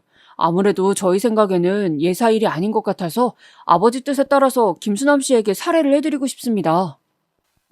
차림새가 번듯하셨던 할아버지, 옳게 찾아갔던 댁도 뒷산 집들이 몰려있는 동네였는데 정말로 자산가이셨나 보더라고요. 할아버지의 따님께서 굉장히 유명한 카페를 운영하신 지 꽤 되었는데 이사 문제로 내놓으실 계획이래요. 그런데 이걸 할아버지께 그 따님은 전한 적이 없었건만 할아버지께서는 꿈속에서 그런 내용을 꾸셨다는 겁니다. 가족들은 상의를 한 끝에 저를 찾아서 저에게 그 카페를 그냥 넘겨주기로 결정했대요. 각종 집기 양도 금액 싹 다 제외하고 권리금만 1억 이상을 부르는 곳을 그냥 주겠다고요? 제가 여기까지만 듣고 가만 이거 혹시 신종 보이스피싱인가 하는 생각부터 먼저 했었습니다. 그런데 사기가 아니라 정말로 저에게 벌어진 기적이었습니다. 저에게 운영할 생각이 없더라도 일단 받았다가 남에게 팔아서 이윤 보시라고 그 가족들이 그렇게 말을 하더군요. 이게 있을 수나 있는 일입니까? 저도 놀랐지만 남편이 진짜 까무러칠 듯 놀라더라고요. 고민하다가 아무리 그래도 이건 너무 과한 사례인 것 같아서 거절을 했는데 그때 할아버지의 상태가 확 악화되어서 오늘 내일 하시는 바람에 그 가족들이 아버지께서 근심 없이 하늘에서 어머니를 뵐 수 있도록 가게를 받아달라고 호소를 하셨고 저는 결국 못 이기는 척 받아버렸습니다. 매장에는 베테랑 매니저와 가게 일에 빠삭한 아르바이트생들이 있어서 할아버지의 따님 말 맞다나 제가 직접 팔 걷어붙이지 않아도 되더라고요. 주인이 직접 일선에서 운영하는 게 아니라 근무자들이 굴리는 매장이었던 거죠. 할아버지께서는 아침 이른 시각에 돌아가셨고 그래서 곁에는 마침 아드님과 따님 그리고 큰 손자분 이렇게 가족은 세 분이었대요. 그런데 돌아가시기 전에 일순간 정신이 또렷해지셨고 그때 따님께서 내 커피집 있잖아. 그거 예전에 아빠를 모셔다 주셨던 분께 드렸어. 이렇게 알려주셨대요. 그러자 할아버지께서 정말 잘했다. 덕분에 내가 홀가분하다. 내 복이고 네 복이다. 이렇게 대답해 주시면서 얼마 안 있다가 숨을 거두셨다고 하더군요. 그 이야기를 전해 듣고 가슴이 찡하고 기분이 정말 묘했습니다. 저는 원래도 잘 되는 카페, 주말이면 주차장이 미어터지는 대박집을 얻게 된 것이었지만 정말 희한한 일이 점차 벌어졌어요. 제가 운영에 대해 잘 알지 못하니까 그냥 열심히 청소하고 매니저랑 직원들이랑 알바생들 잘 챙겨주고 이런 것만 했거든요. 굳은 일이나 급한 수리해야 할 일 이런 것들은 전부 남편이 다 했고요. 딱 그렇게만 했을 뿐인데 4개월, 5개월째가 지나면서부터는 전년도에 동월 매출을 추월하기 시작했습니다. 이 카페는 처음 생겼을 때부터 좋은 위치와 멋진 인테리어 등으로 인기가 많았다고 하지만 최고 매출은 제가 주인이 되고 나서부터 싹 갱신이 되었어요. 조금 과장을 보태서 표현하자면 정말 미친 듯이 돈이 벌리더군요. 이래도 되나 싶을 만큼 잘 돼서 한편으로는 괜한 걱정과 두려운 마음이 들었을 정도였어요. 그런데 신기하게도 저한테 이런 대박 카페를 선뜻 내어준 그 따님을 비롯해서 할아버지의 가족분들 있잖아요. 원래도 유복한 집안이었지만 그 후로 더더욱 잘 됐어요. 죄다 잘 풀려서 제 마음도 편해졌던 것 같아요. 수중에 돈이 많아지니까 일상에 활력이 생겼고 남편이랑 아이랑도 더 화목해졌습니다. 이사간 아파트에 저희 아이가 자기 친구들을 초대해서 놀았을 때 그 모습을 보면서 얼마나 기뻤는지 몰라요. 컨디션 난조 때문에 일하는데 애먹고 있었던 동생도 제가 도와주었고요. 치매로 오락가락 하시는 아버지를 돌보시는데 엄마가 힘들어하지 않도록 돌봄 서비스 이런 것들도 제가 싹 다 신청해서 전보다 더 상황이 좋아지셨어요. 아직 아버지를 시설로 보내는 것은 우선 엄마부터 결사반대를 외치고 계시기에 보류 중이에요. 그리고 또 저의 갑작스러운 기적 같은 이야기를 질투하기는커녕 진심 어린 마음으로 기뻐해 주었던 제 오랜 친구들과도 더욱 사이가 좋아진 것 같아요. 저는 친구들에게 베풀 수 있게 된 저의 위치가 그저 감동스러울 따름이에요. 열심히 매장 관리하면서 일해주는 우리 매니저, 직원, 알바생들에게 늘 고마운 마음이 들어서 최대한 편의를 봐주고 또 배려를 해주고 있습니다. 그래서인지 다들 자기 매장처럼 자기가 주인인 것처럼 성심성의껏 일을 하는 것 같아요. 아무도 쉽게 상상하지 못할 이런 놀라운 이야기의 주인공이 제가 될 줄은 모르고 살아왔습니다. 마치 제가 재벌집 딸이 평생 그 사실을 모르고 살다가 어느 날 저의 자리를 찾게 된 그런 극적인 주말 드라마의 주인공이 된 것만 같았어요. 주말 드라마 같은데 보면 꼭 그런 출생의 비밀이 나와서 참 자극적인 소재를 갖다 쓴다라고 생각했었는데 저의 이야기가 더 극적인 것 같아요. 이래서 현실이 영화나 드라마를 앞선다고 하나 봅니다. 어제는 친정 부모님을 뵙고 왔어요. 그런데 아버지께서 저를 알아보시는 둥 마는 둥 하시더군요. 아버지의 얼굴에 패인 주름에는 저희 가족의 역사가 담겨 있었어요. 가난에 슬퍼하고 치를 떨었던 옛 순간들도 그 안에 남아 있었고요. 그래서 저는 아버지를 바라보면서 너무나도 서글펐습니다. 다시는 돌아오지 않을 그 힘들었던 과거 속에 아버지께서 갇혀 계신 것만 같았기 때문입니다. 당신의 맏딸은 그 과거에서 영영 벗어나 이제 기적과도 같은 일상을 영위하고 있건만 어째서 아버지께서는 이토록 좋은 순간에 치매라는 악마 때문에 기억이 과거에 머물러 계신 것인지 사람의 인생이란 화려하고도 허무한 것이라는 생각이 들었네요. 어쨌거나 삶은 곧장 앞으로 나아가는 것, 그렇기에 저는 슬펐던 어제를 뒤로하기 위해 오늘 이렇게 사연이란 결과물을 만들어냈습니다. 내일은 더 행복하고 알차게 살아야죠. 제가 제 차에 갑자기 올라타신 어느 할아버지께서 저에게 기적을 선사해 주실 주인공이라는 것을 감히 상상도 하지 못했던 것처럼 인생은 예측 불허의 롤러코스터니까 말입니다. 늘 최선을 다해 사는 것만이 정답일 거예요.